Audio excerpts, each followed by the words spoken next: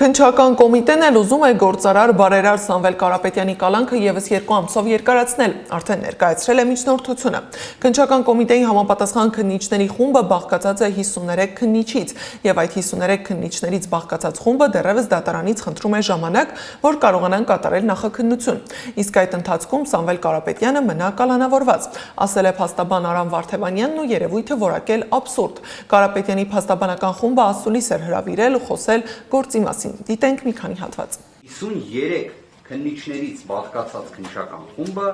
դեռևս դատարանից խնդրում է, որ կարողանան կատարել նախաքննություն, իսկ այդ ընթացքում Սամվել Կարապետյանը լինի կալանավորված։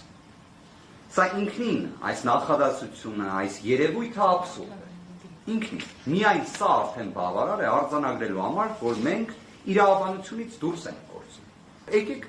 վերջ տանք այս նախաքննական գաղտնիքին։ Մենք հրապարակելու ենք մեր ներկայացրած վճռաբեկ բողոքը եւ թող դատախազությունն էլ հրապարակի իրենց ներկայացրած բողոքը։ Եվ ուղղակի թող ցանկացած անաչառ դիտորդ ասի, որ մի բողոքը պետք է ընդունվեր վարույթ։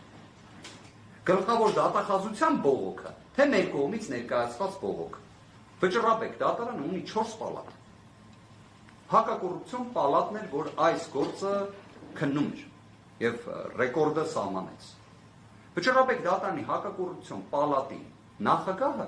նախկինում փաստաբանական գործունեությամբ զբաղված Դավթյան Արտուրն է։ Բայց փաստաբանական գործունեությանը մեկ այլ իրադարձություններ հաջորդել։ Ինքը քաղաքացիական պայմանագիր կուսակցության անդամ էր։ Մենք խնդրում էինք, որ վճռաբեկ դատարան ձեր իսկ կողմից ընդունված որոշումը քննիչները, դատախազները, դատավորները չեն հարգում։ Եկեք պաշտպանեք ձեր իսկ որոշումը։